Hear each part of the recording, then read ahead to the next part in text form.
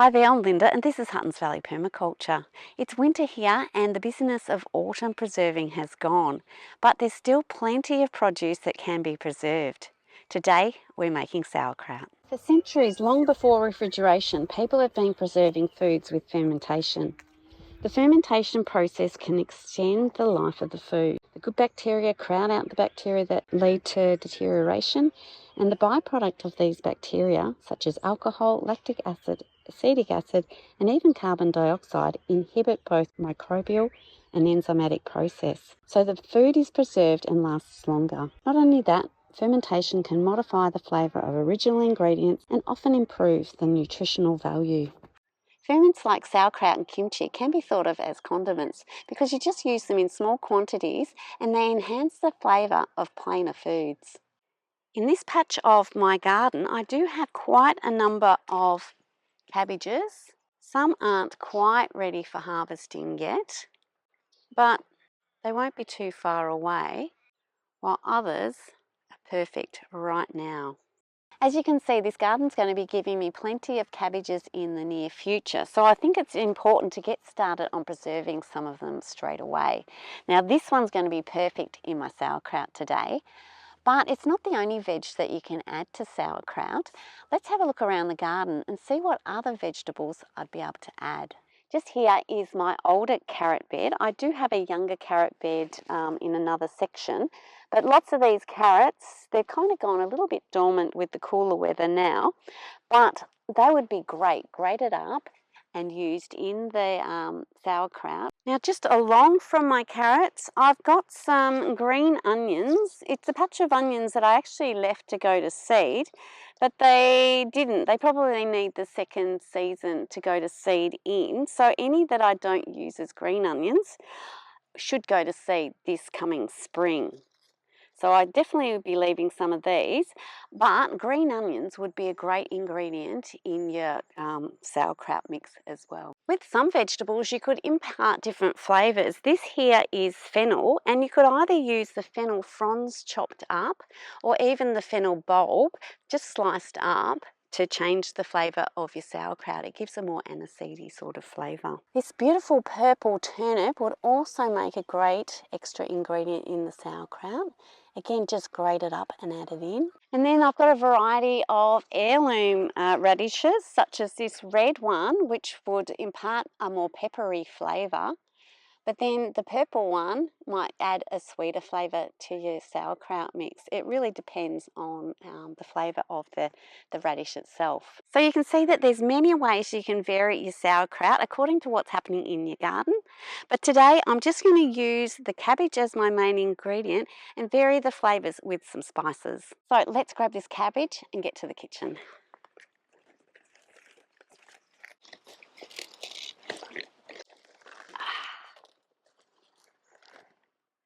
Okay, I'm going to shred off some of these outer leaves and feed it to the chickens before we go in.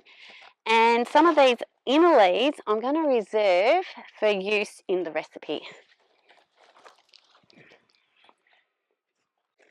Here you go, guys and girls. Also a good chance to get all these little critters out of here before we get to the kitchen as well. We might leave all those worms behind as well.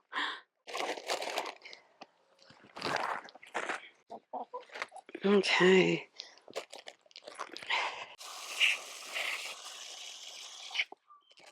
Okay, all those little worms are gone now.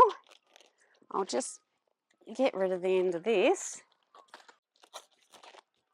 Well, there's definitely less critters in there now, although I will still find some hiding in there. So I'll take this inside and give it a bit of a wash in there as well. I've given my cabbage an extra wash, so hopefully we won't find too many critters left in there. Now today we're going to be flavouring our kraut with some caraway seeds and also some brown mustard seeds. Often people also put in juniper berries, but I didn't have any of those. So that's just a teaspoon of each. Now I've weighed this cabbage and it's just over 1 kilo. So I'm going to be using a tablespoon of salt in the recipe, and that's to help create the brine. All we've got to do now is thinly slice the cabbage. So I'm going to get started on that. But first of all, I'm just going to remove a couple of these outer leaves and put those aside. And I might be using those when I pack my cabbage into jars. So I'll just take off one more. Now I'm going to start by halving the cabbage and just make sure that there's not too many critters still living in here.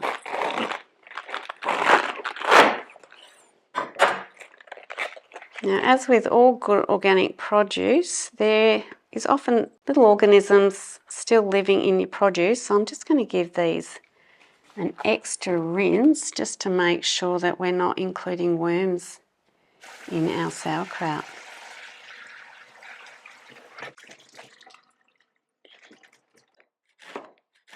The fermentation process pre-digests the food, which increases bioavailability of the nutrients.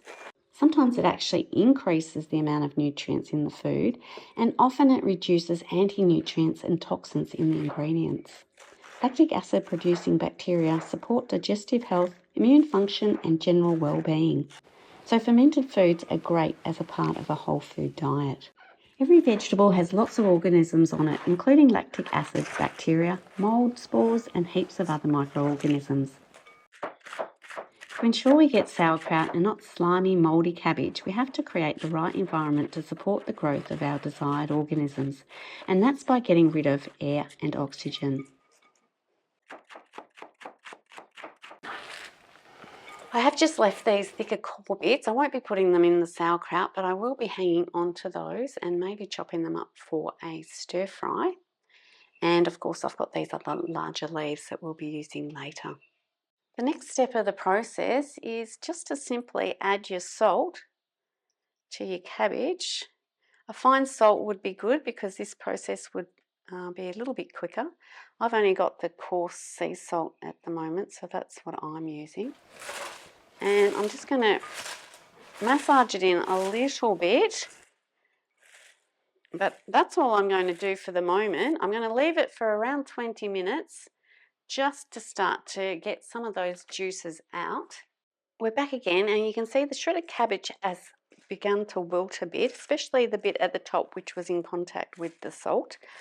I should have this in a bigger container to make this easier. But basically, we've just got to squeeze enough liquid out of these shredded leaves. The salt helps draw out all the liquids from the cabbage, and that's what we need to form the brine for our ferment. The salt also selects for the correct bacteria to grow. It leads to crispier vegetables as it slows the action of enzymes that lead to a mushy product, and it hardens plant cell compounds such as pectin. It also slows the development of surface moulds. You can see there's quite a bit of liquid starting to form at the bottom of the bowl, and that's what we're looking for. We want quite a bit of this brine so that all the shredded cabbage will be under liquid in our jar when we pack it. So I'll keep going for a bit longer. If this was in a container that could take a bit of bashing with like a meat tenderizer, you could use that. But I'm not going to try that with it being in this glass bowl. But it won't take too long before we've got enough of this liquid to go into our jar. So I think we're there now. You can see that there's quite a bit of liquid that's come out of this cabbage. If you found that your cabbage was not as fresh as this one and you weren't getting as much liquid, you can mix yourself up a brine. I will leave in the description the proportions of salt and water that you could add at the end if you found that your cabbage just wasn't under the brine in the jar. But that should be plenty. So what we're going to do now is just add in our flavours and mix that up. So that's our caraway seeds and the brown mustard seeds. And I'll just mix those through.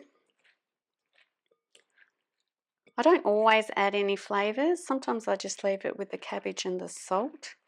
and find that when I add the sauerkraut to various dishes, I can flavour that dish as I want it. But with this, I don't think these two seeds is going to change how I use the sauerkraut. So with that all mixed in, now I can pack it in my jar. Now, while I've been doing this, I have had one of these mason jars in the oven just to sort of sterilise it, and also one of the smaller mason jars that I'm going to use as the weight to hold the cabbage down. I'm just going to pack this in here. Now, you want to get it in as tightly as possible because you need to get that air out. Oxygen is the enemy for your lactic acid bacteria, which is why you want it all submerged under the liquid.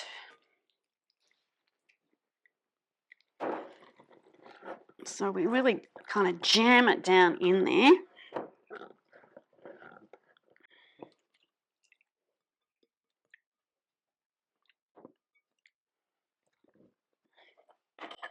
Yep. I'll just pour the rest of that in.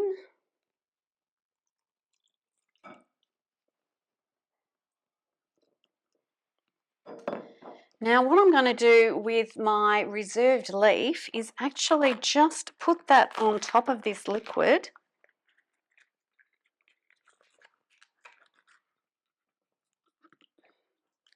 And place this little jar right on top there. Now that jar is going to hold the leaf down, which will also hold down all my shredded cabbage, so that none should be exposed to the air. Now if you do find that there's a couple of little air bubbles in there, what you can do, probably best before you put in your leaf, is just get a chopstick and you can go down the sides and that releases all the air. And I'll just pop in my leaf again and my little jar. And to finish off, I'm just going to place a lid on top. I'm not going to screw it on because during the fermentation process you can get bubbling up of the liquids and you will release the air that's generated through that process. If you're to leave the lid on and not release the air, it could crack your jar, which you don't want to do. So I'm just going to leave it with that on there. And the final thing we need to do today is just put the jar into something that can catch any of that liquid that is released during this process. And I'm going to store this in a dark place, which is generally in my kitchen cupboards here. I'll be checking on it in about a week's time and starting to taste it from then. Now, depending on the temperature in the environment, it can go quicker or slower. So I'll be tasting it from sort of the end of week 1 up until 3 weeks. And I'll be just stopping the fermentation at the time where I like that sort of the tanginess and the taste of the product. So it might be 10 days, 2 weeks, or even up to 3 weeks, depending on how it all goes. So for now, we're just going to leave it and we'll come back in a week's time to see how it's going. We're at day 3 with the sauerkraut, and I just thought I'd show you. We've got quite a bit of activity. That's just a caraway seed. We've got all this bubbling and our little glass jar has pushed up. And we've got quite a bit of liquid, and I'm just going to push that jar down a bit. So that's all going well. Lots of activity. You do find that it does start to kind of bubble up through the ferment, and that's all looking normal. So I'll be tasting it in another 4 days or so. It's day 8 of our sauerkraut ferment, and there's quite a bit of liquid that's gathered, although I think it's mostly stopped now. You can still see that there's a bit of liquid at the top there, and if you press the jar down, you can see it rise. I'll just get my fork out and we'll just give it a quick taste test, although I think it probably will need a little bit longer to ferment.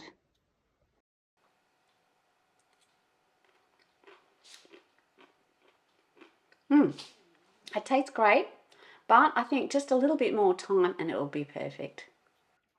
So I'll just pack it up again, put in my jar and just leave that lid sitting on top, and I'll pop that away in my dark cupboard. I don't forget about it if I put it in a cupboard that I'm always opening. It's now been about 2 weeks since we started the ferment, and last time I tasted, which was about 8 days, it was nearly there. So I anticipate today that we'll be able to stop the ferment or slow the ferment by putting it in the refrigerator. But first, let's give it a taste and make sure. Now that leaf has been keeping all the cabbage leaves underneath the liquid, which is really important just to make sure the oxygen has not got to the lactic acid bacteria. So the surface of that is looking really lovely. The liquid production over time slows, and you can see there has been a drop in the volume of the brine, but let's get to the tasting. It's really crunchy, and you can taste the flavours of the brown mustard and the caraway seeds, which is a nice subtle sort of flavour. So that's really good. And it's not too salty. Sometimes it can get a bit too salty if you haven't got your proportions of salt right for the brine. But that's actually lovely. So I'm just going to flatten that out, pop the leaf back on, because it does do a great job of keeping all those shredded leaves underneath the liquid, and then the jar back in and getting those leaves all submerged again. And this time I'm going to put the lid on properly just to reduce evaporation of that brine, and then that'll go in the refrigerator like that. And we can clean the bottom because it's no longer needed to be sitting in a plate. Now I'll keep the sauerkraut in the refrigerator and keep using it over the next year or so, although you will notice that the colour continues to change because the fermentation process just slows. It doesn't completely stop. So it's at the point that the taste and the texture is something that you don't like, and then you consider discarding it. But usually I've used up all the kraut well before then. Now, another thing to watch out for, if the leaves here at the surface don't remain under the liquid, you can get development of surface molds and yeasts. Now, that isn't really a problem. You can just keep an eye on it, and as soon as you notice that, just remove that surface.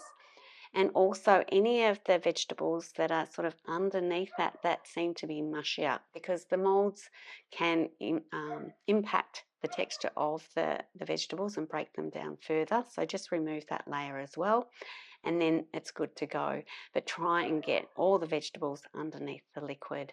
Now, most of my fermenting knowledge these days comes from this fantastic book called The Art of Fermentation by Sandor Katz. And he goes into depth fermenting of all sorts of vegetables, including what to look out for and when the product might be ready to discard.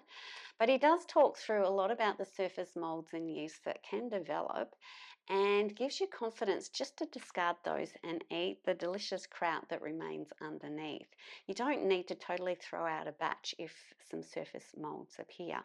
But books like this just give you a little bit more confidence when making these sorts of products and you've been unsure. Well, I'm excited that my kraut's ready now, and I'm going to put this one into the refrigerator. But I'd love to hear from you if you are a lover of kraut, what your favourite flavourings are. So please let us know down in the comments. Also, if you haven't made kraut before but you're willing to give it a try, please let us know that also. I hope you've enjoyed today's video. Thanks so much for watching, and bye for now.